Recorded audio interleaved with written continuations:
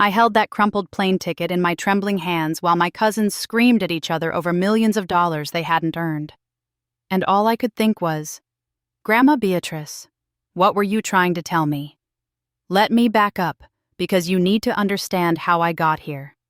My name is Vivian Shaw, and for 37 years, I taught history at Malcolm X High School on the South Side.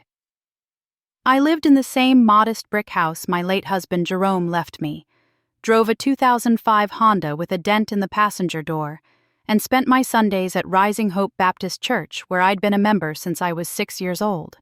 My family? Well, they had a different kind of life. My cousins, Tiffany, Crystal, and Darnell, they all went into business. Real estate, investments, luxury car dealerships. They lived in those massive houses with the circular driveways and posted photos from Dubai and Bali every other week. Their children went to private schools. They drove cars that cost more than I made in 3 years. And me? I was still teaching, as they like to say. Like it was something I'd outgrow. Like educating Black children about Frederick Douglass and Harriet Tubman was some kind of phase I was going through. "When are you going to do something with your life, Viv?" Tiffany asked me once at a family barbecue, sipping champagne while I nursed a lemonade. "You got a master's degree and you're still in that classroom?" I'd smile and change the subject. Because what could I say? That I'd helped over 1,000 students graduate? That 3 of my former students were now lawyers, 2 were doctors, and 1 was running for city council?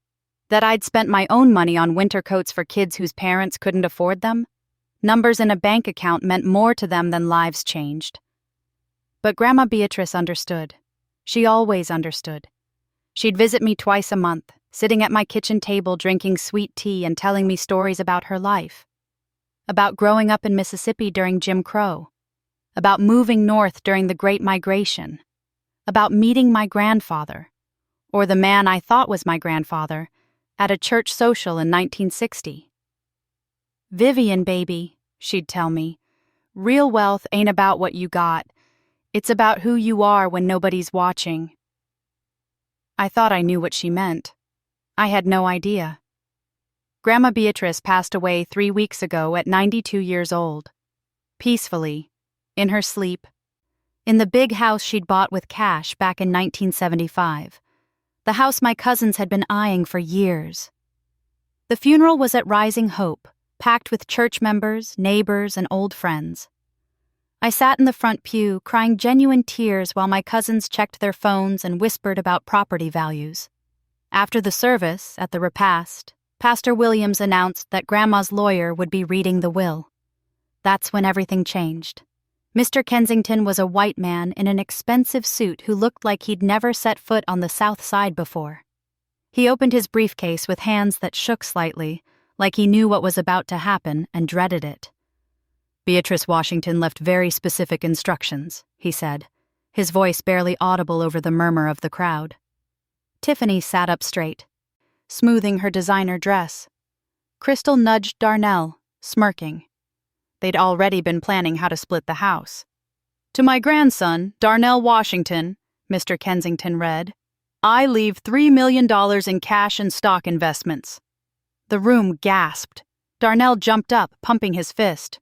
$3 million. "To my granddaughter, Crystal Washington Monroe, I leave $2.8 million and the property at 847 Oakwood Avenue."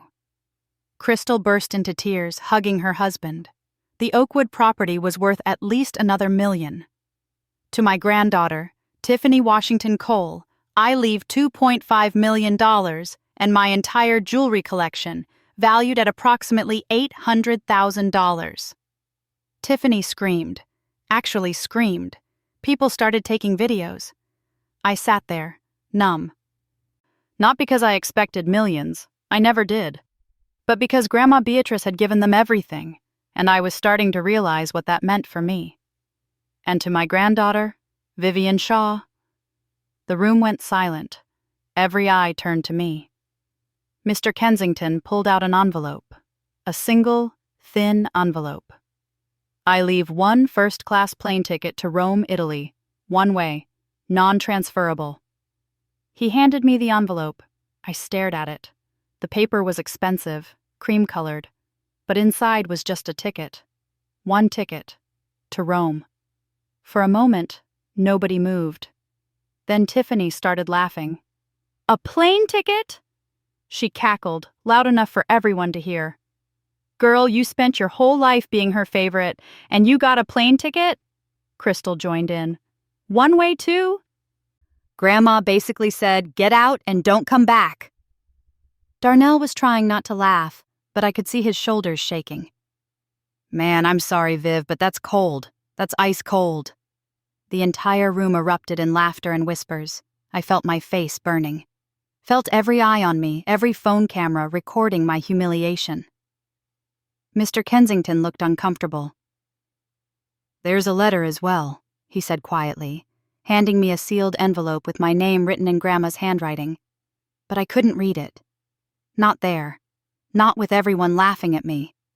I stood up, clutching the ticket and letter, and walked out of Rising Hope Baptist Church while my family celebrated their millions and mocked my plane ticket.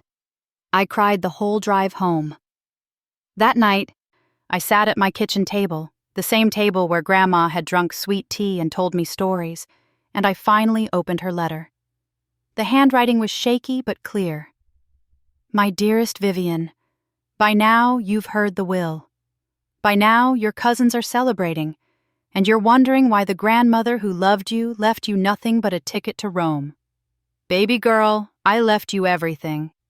Your cousins got money they'll blow through in 5 years. Darnell's already in debt from his investments. Crystal's husband has a gambling problem she don't know about yet. And Tiffany? She's been planning to put me in a nursing home for 2 years. I knew all of it. But you, Vivian, you're the only one who came to see me because you loved me, not because you wanted something. You're the only one who has my heart. That ticket is your inheritance. It will take you to a man named Giovanni Castellano in Montepulciano. He's expecting you. And Vivian? He's your real grandfather. The man I should have married. The man I loved before I chose security over love and married your grandfather Washington. Go to him. He has something for you. Something I should have given you years ago. Trust me, baby. Trust this old woman one last time. You're not losing anything. You're gaining everything. All my love, Grandma Beatrice." I read that letter 17 times before I finally believed it. Before we continue, please drop a comment if you've ever experienced something like this. We'd love to hear your story, and subscribe to the channel to help us grow. The next morning, I called the number on the ticket. A woman with an Italian accent confirmed my flight. Tomorrow, first class, non-stop to Rome, then a connection to Florence. I should have been scared. 53 years teaching in the same city, and now I was supposed to fly to Italy to meet some man who claimed to be my real grandfather? But I wasn't scared. I was angry. Angry at my cousins for laughing. Angry at my family for choosing money over everything else. Angry at spending my whole life being the poor cousin when I'd been rich in the ways that mattered. I packed one suitcase, called my principal and took a personal leave of absence, called Pastor Williams and asked him to watch my house. "You sure about this, Sister Vivian?" he asked. I looked at that plane ticket, at Grandma's letter. "I've never been more sure of anything," I said. The flight was in 2 hours. I'd never been on a plane before. Never left the Midwest. Never even had a passport until Grandma had secretly helped me get one, just in case, 5 years ago. At the time, I thought she was being paranoid. Now I understood she'd been planning. At O'Hare Airport, I checked my one bag and clutched my boarding pass. The ticket was first class, just like Grandma's letter said. The seat was wider than my couch. The flight attendant brought me champagne and warm nuts. And as we lifted off, Chicago getting smaller below me, I thought about Grandma Beatrice. About the secrets she'd kept. About the life she'd lived that I'd never known about. About this Giovanni Castellano, who was waiting for me in Italy. About what my cousins would say when they found out their millions were gone and my plane ticket had been worth everything. I closed my eyes and whispered, Okay, Grandma. I'm trusting you. 14 hours later, I landed in Florence. An old man in a black suit held a sign with my name on it. Signora Shaw? He asked in accented English. I nodded, exhausted and terrified and excited all at once. I am Giuseppe. I work for Signore Castellano. Please, come with me. We drove through the Italian countryside in a Mercedes that was probably worth more than my house. The hills were covered in grapevines, rolling and green and so beautiful I wanted to cry. Finally, we turned onto a private road, drove past gates with iron vines twisted into the letters CV Castello Vineyards, and at the end of the road, on top of a hill, stood a villa. 3 stories of cream-colored stone and terracotta roof tiles, with gardens spread out like a painting. Giuseppe opened my car door, and standing at the entrance, leaning on a cane but standing tall, was a man with silver hair and my grandmother's eyes. "Vivian," he said, his voice breaking. "You came. I have waited 60 years to meet you." That's when I noticed the papers in his other hand. Papers with my cousins' names on them. Giovanni Castellano took my hands in his, and I felt 60 years of longing in that grip.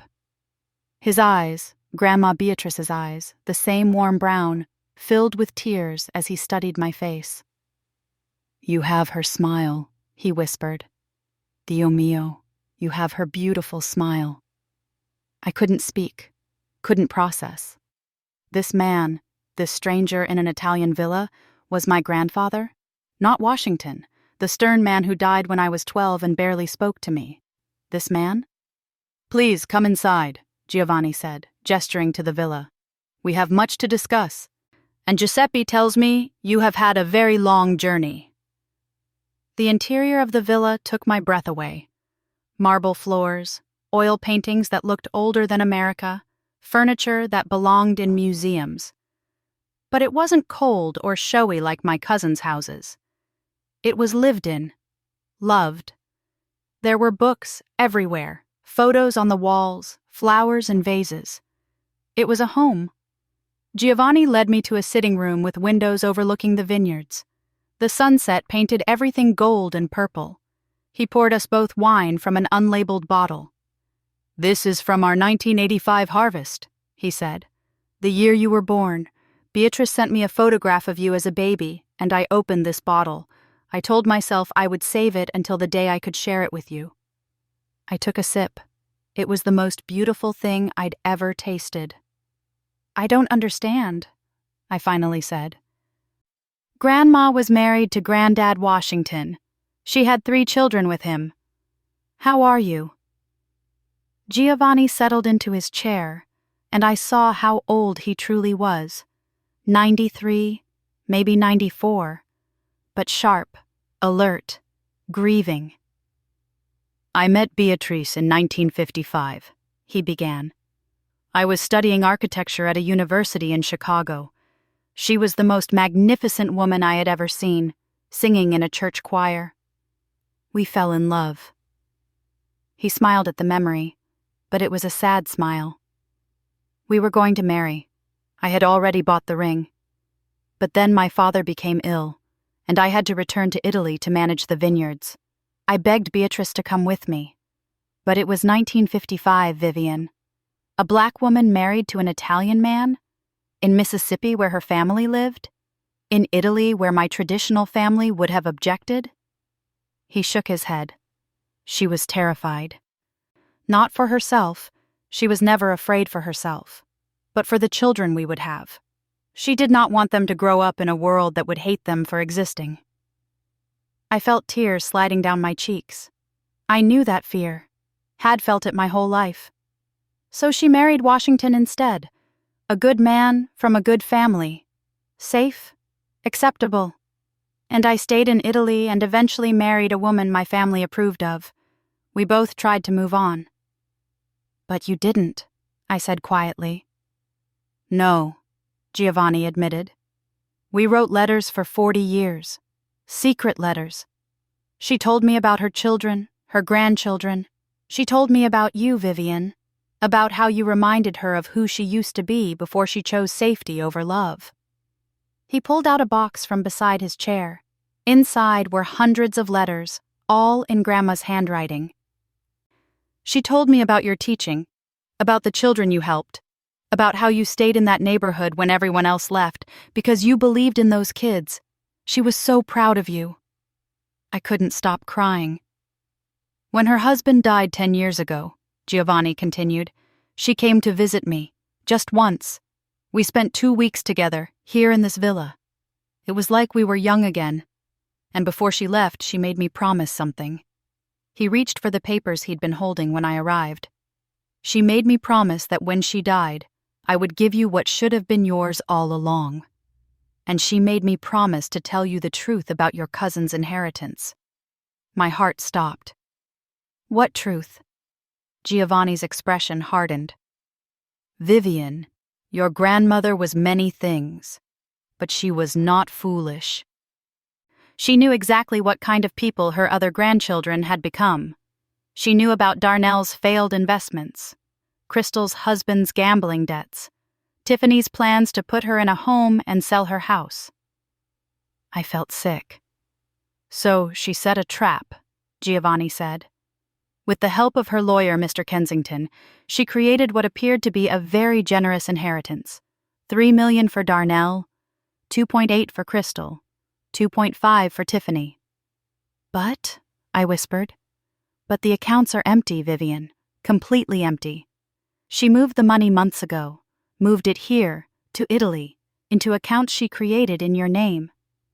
The investments she left Darnell? Worthless stocks in bankrupt companies? The Oakwood property she left Crystal? It has a $500,000 lien against it and toxic waste in the basement that will cost $2 million to clean up. The jewelry collection she left Tiffany? Excellent costume pieces, but not real. Worth maybe $5,000 total, not $800,000. I couldn't breathe. Your grandmother spent 2 years planning this, Giovanni said softly. She wanted them to feel what she felt every time they asked her for money and then laughed at you for being just a teacher. She wanted them to understand that their greed had cost them everything. But the will reading, I said. Everyone saw what Beatrice wanted them to see. By now, your cousins have probably tried to access their accounts. By now, they have probably discovered the truth. As if on cue, my phone buzzed. I'd turned it off during the flight, but I'd turned it back on when we arrived. 53 missed calls, dozens of text messages. I opened them with shaking hands. Tiffany, call me right now. Darnell, where is the money? The accounts are empty. Crystal, do you know about this? Did you know? Tiffany, that property is worthless. It's toxic. We're being sued. Darnell, the stocks are fake. Everything is fake. Crystal, Grandma screwed us. She screwed all of us. Tiffany, where are you? We know you're involved in this. The messages got angrier, more desperate. They'd figured it out. Before we continue, if this story resonates with you, please hit that subscribe button and ring the notification bell so you never miss our next story. They think I did this, I said numbly. They will think many things, Giovanni replied. None of it matters. What matters is this. He handed me the papers. Legal documents, deeds, bank statements. I stared at the numbers. At my name written in Italian and English. The Castello vineyards are worth approximately $47 million, Giovanni said. The villa, another $8 million. Beatrice's accounts, which she moved here over the past 2 years, total another $12 million. And there are properties in Florence, in Rome, in Tuscany. Altogether, Vivian, you are inheriting approximately $73 million. The papers slipped from my hands. No, I whispered. No, that's not possible. I'm a teacher. I drive a Honda with a dent in it. I can't. You are Beatrice Washington's granddaughter, Giovanni said firmly. You are my granddaughter. And more importantly, You are the only person in that family who deserves this." Beatrice knew it. I know it. And soon, the world will know it. I looked at him. This man who'd loved my grandmother for 60 years, who'd kept her secrets, who'd waited his whole life to meet me. "Why didn't she tell me?" I asked. "Why the secrecy?" Giovanni smiled sadly. "Because she knew you, Vivian. She knew if she told you she was moving money to you, you would refuse it. You would insist she give it to your cousins. You would try to make peace with people who do not deserve your peace." He was right. I would have. "She wanted you to see them for who they truly are," Giovanni continued. "She wanted you to stop being the peacemaker, the one who always forgives, the one who makes herself small so others can feel big. She wanted you to understand that you matter, that your kindness matters, that your life's work matters." He pulled out one more letter, this one addressed to me in Grandma's handwriting, marked, "Open with Giovanni." My hands shook as I opened it. "My dearest Vivian, if you're reading this, you've met Giovanni. You've seen the villa. You've learned the truth about your cousin's inheritance and your own. I know you're confused, baby girl. Probably angry with me for not telling you sooner. Maybe even feeling guilty about the money. Don't. I earned every penny of this fortune and not the way your cousins think. While I was married to your grandfather Washington, I was also running a business. A consulting business, advising wealthy families on their estates. I did it quietly, under a different name, investing the money I made with Giovanni's help. For 40 years, I built this fortune in secret. I could have told your cousins, could have shared it with them, but every time I thought about it, I remembered how they laughed at you, how they called you poor, how they made you feel worthless because you chose to teach children instead of chase money. And I thought, why should I give them anything? Why should I reward cruelty? So I didn't. I gave them exactly what they valued, the appearance of wealth. Fake money for fake people. But you, Vivian? I gave you something real. A chance to live the life I was too afraid to live. A chance to love without fear. A chance to build something that matters. Giovanni is your grandfather by blood and by love. He has waited 60 years to meet you. Don't waste the time you have with him. And those cousins of yours? Let them sue. Let them scream. Let them call you every name in the book.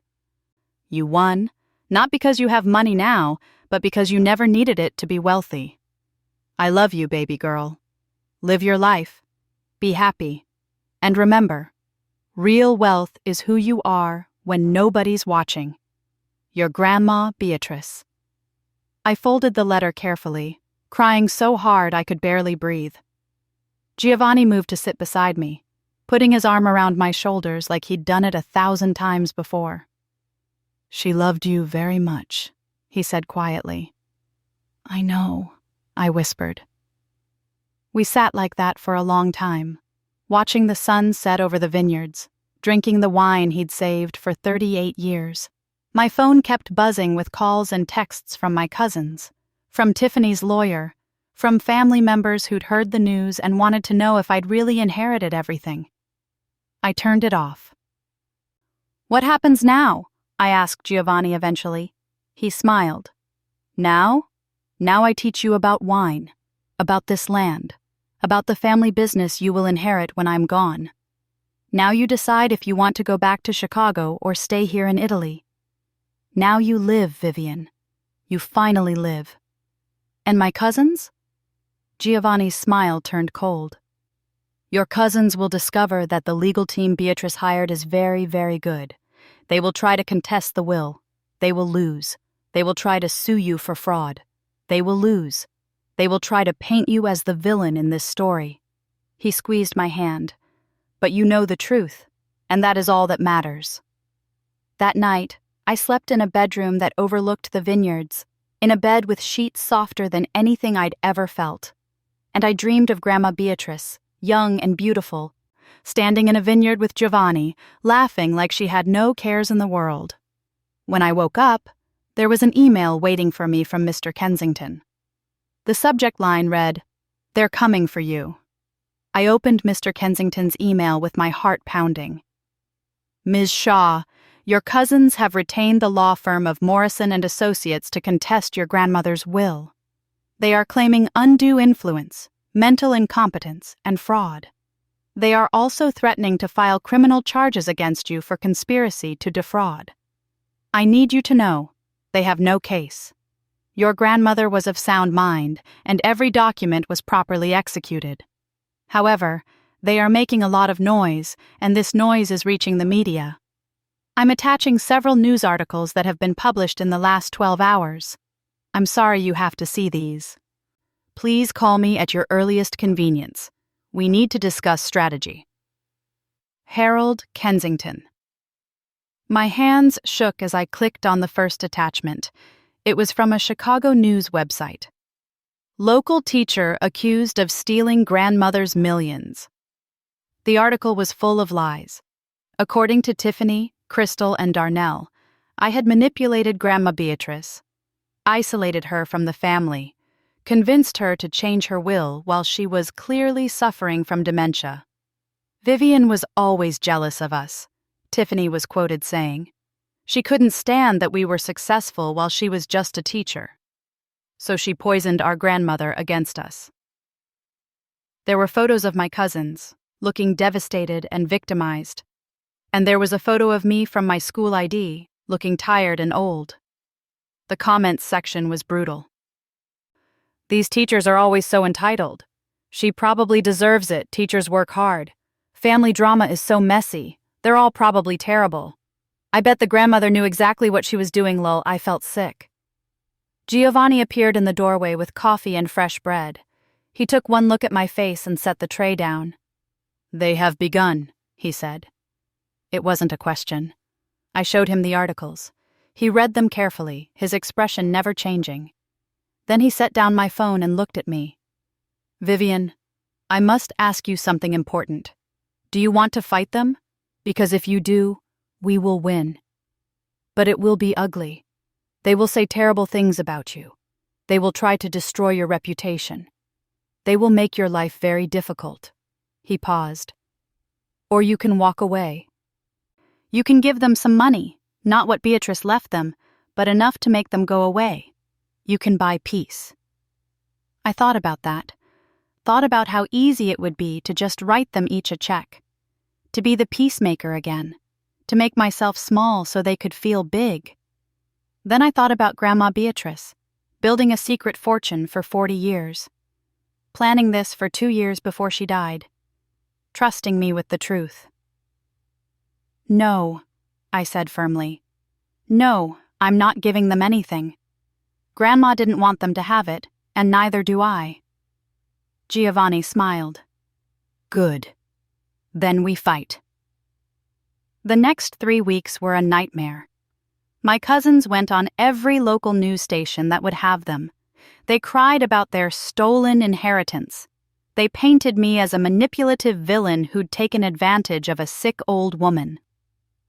They found my school and showed up with cameras trying to interview my students and colleagues. My principal had to call security. They posted on social media constantly, sharing old family photos with captions like, "Before Vivian destroyed our family," and "Remember when we actually trusted each other?" The worst part? Some people believed them. Old family friends called me, asking if it was true. Church members whispered when I video called Pastor Williams. Even some of my former students sent confused messages. "Ms. Shaw, what's going on?"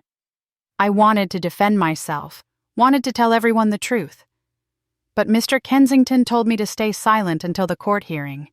"Let them talk," he said. "Let them hang themselves with their own words. Your grandmother prepared for this, Vivian. Trust the process." So, I stayed in Italy. I learned about wine from Giovanni. I walked through the vineyards with Giuseppe, who told me stories about my grandmother's visits.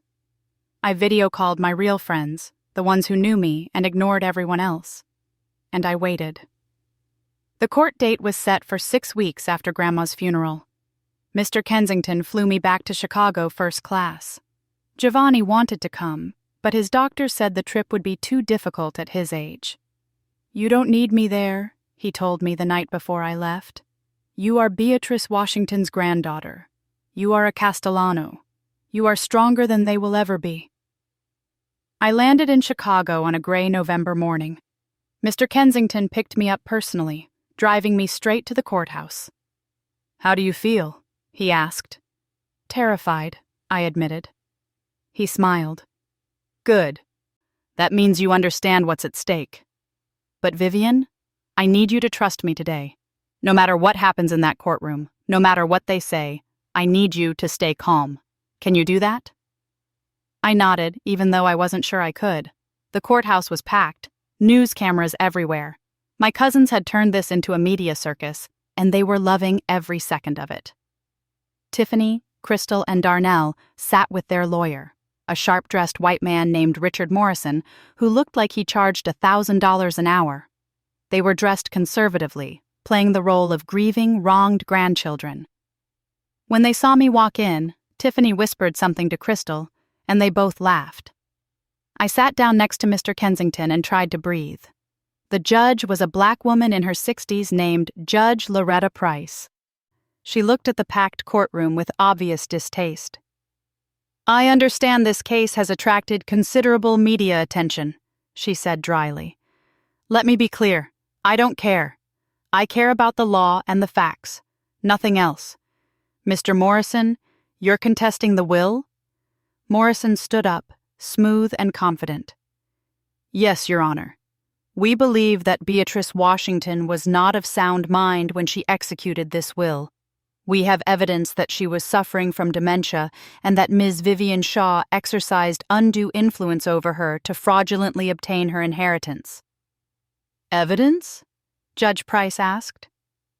Morrison presented medical records, testimony from a doctor who'd seen Grandma Beatrice once, 3 years ago, statements from family members claiming she'd been forgetful and confused. It looked bad. I felt my stomach drop. Then Mr. Kensington stood up. "Your Honor, may I present rebuttal evidence?" "Please do." What happened next was the most beautiful destruction I'd ever witnessed. Mr. Kensington presented medical records from Grandma Beatrice's actual doctor, the one she'd seen regularly for 20 years. Records showing she'd been evaluated for cognitive function 6 months before her death and passed with flying colors. He presented video testimony from that same doctor. Mrs. Washington was sharper than most people half her age. She was meticulous, organized, and absolutely clear about her wishes. He presented financial records showing that Grandma had been managing complex investments and business dealings until the week before she died, and then he presented the letters. "Your Honor, Mrs. Washington kept detailed journals for the last 5 years of her life. In these journals, she documented every interaction with her grandchildren, every request for money, every insult, every moment of disrespect." He began reading excerpts. "March 15th, 2023. Tiffany called today. Didn't ask how I was doing. Asked if I'd thought about selling my house because it's too big for one person and the neighborhood is going downhill. Translation: she wants her inheritance early. June 3rd, 2023. Darnell visited. Spent an hour telling me about his latest investment opportunity. Asked me to invest $500,000. When I said no, he called me financially illiterate and said I was wasting my money by giving it to charity. October 12th, 2023. Crystal invited me to dinner. Actually, she invited me to sign papers giving her power of attorney just in case something happens. When I refused, she cried and said I didn't trust her. Then she left without eating. On and on. Years of documentation. Years of their greed, their manipulation, their cruelty. And then Mr. Kensington pulled out his final piece of evidence. Your Honor, 6 months before her death, Mrs. Washington recorded a video statement explaining her wishes. I'd like to play it for the court. The screen lit up, and there was Grandma Beatrice, sitting in her living room, looking directly at the camera. My name is Beatrice Marie Washington, and I am of sound mind and body. I'm making this recording because I know my grandchildren, Tiffany, Crystal, and Darnell, will contest my will. I know they will claim I'm senile or confused or manipulated. I'm not. I know exactly what I'm doing. For years, these three have treated me like a bank account with a heartbeat. They've asked me for money, for investments, for property. They've insulted my granddaughter Vivian for being just a teacher. They've made it clear that the only value I have to them is what I can give them when I die. So I'm giving them exactly what they deserve. Nothing. Well, not nothing. I'm giving them a lesson about greed and entitlement and what happens when you treat people like they only matter for their money. Vivian never asked me for anything, never made me feel like my worth was tied to my bank account. She visited me because she loved me, not because she wanted something. That's why she's getting everything, because she's the only one who never wanted it. To Tiffany, Crystal, and Darnell, I loved you. But I will not reward cruelty. I will not let you profit from treating your family like investments. You can contest this will all you want, but you won't win. Because I planned this carefully, with the best lawyers money can buy, and every single word of my will is legal and binding. Goodbye. I hope someday you understand what you lost. The video ended. The courtroom was silent. I was crying. I couldn't help it. Seeing her again, hearing her voice, knowing how carefully she'd planned this, it broke me and healed me at the same time. Judge Price looked at my cousins. Do you have any response to this evidence? Morrison stood up, but he had nothing. What could he say? Grandma had anticipated everything. Your Honor, we believe that Mrs. Washington was influenced. By whom? Judge Price interrupted. She made this video 6 months before her death, with her lawyer present after being evaluated by a doctor. She documented years of mistreatment by your clients. She was clear, coherent, and specific about her wishes. She shuffled through papers. Furthermore, I've reviewed the financial records. The accounts your clients claim they were promised, they never existed in the form they believed. Mrs. Washington was free to structure her estate however she wished. She chose to leave her actual fortune to Ms. Shaw and give your clients what amounts to an expensive lesson in family values. Judge Price looked at my cousins, and her expression was ice. Your petition to contest the will is denied. Mrs. Washington's will stands as written. Furthermore, I'm ordering your clients to pay Ms. Shaw's legal fees, as this was clearly a frivolous lawsuit designed to harass and intimidate. Morrison's mouth opened and closed. My cousins looked like they'd been slapped. But, Your Honor, Tiffany started. We're done here, Judge Price said firmly. This case is closed. The gavel came down. For a moment, nobody moved. Then the courtroom erupted. Reporters shouting questions, cameras flashing, people talking all at once. Mr. Kensington turned to me and smiled. Congratulations, Vivian. You won. But I wasn't looking at him.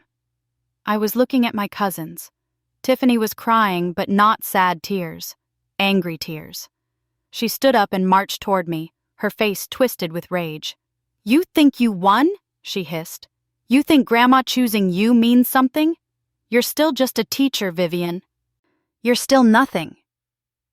And that's when I said the 6 words that changed everything.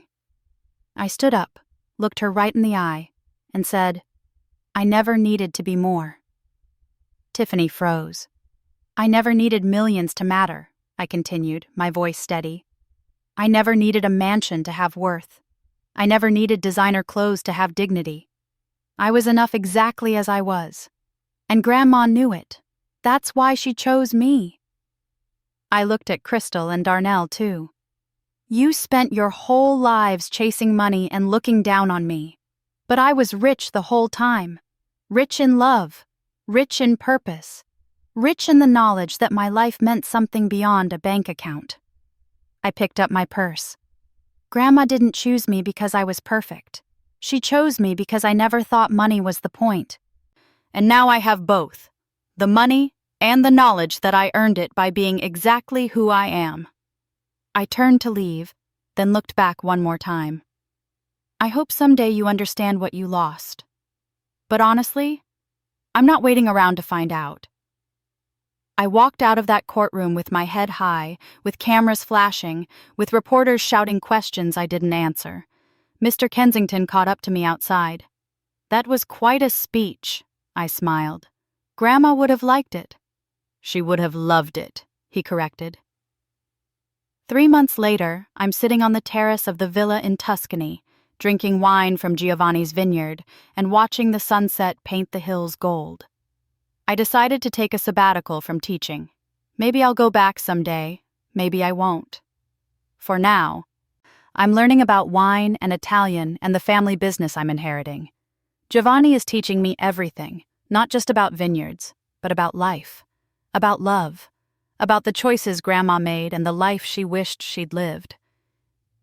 "She lived it through you," he told me last week. "She gave you the chance she never took. That's what parents do. They give their children the opportunities they missed." My cousins? They're still in Chicago, still angry, still broke. They tried to sell their story to tabloids, but nobody cared once the truth came out. They tried to reconcile with me through Pastor Williams, but I told him I needed time. Maybe someday I'll forgive them. But forgiveness doesn't mean forgetting. It doesn't mean letting them back in. I've learned that some people only want you in their life when you're useful, Ace. And I'm done being useful to people who never saw my value. The money is still surreal. $73 million. I've started a scholarship fund for students at Malcolm X High School. I've donated to Rising Hope Baptist Church. I've set up trust funds for some of my former students who are struggling. Because Grandma was right. Real wealth is who you are when nobody's watching. And I'm still that teacher from the South Side who believes in helping others. I'm just doing it with better wine and a better view now. My phone buzzes. It's a message from one of my former students, Destiny, who just got accepted to Howard University on the scholarship I created. "Ms. Shaw, I did it. Thank you for believing in me. Thank you for showing me that where you start doesn't determine where you finish." I smile and text back, "I'm so proud of you. Now go change the world." Giovanni appears with fresh bread and cheese, settling into the chair beside me. "You are happy?" he asks. I look at the vineyards, at the villa, at this man who waited 60 years to meet me. I think about Grandma Beatrice and the secret life she lived, about the plane ticket that looked like nothing and turned out to be everything. "I'm happy," I say, and I mean it, because I finally understand what Grandma was trying to teach me. You don't win by having more than other people. You win by knowing you were enough all along. That's the real inheritance. The money is just a bonus. That's all for today's story. If this touched your heart, please subscribe and share your own experiences below. We're all in this together.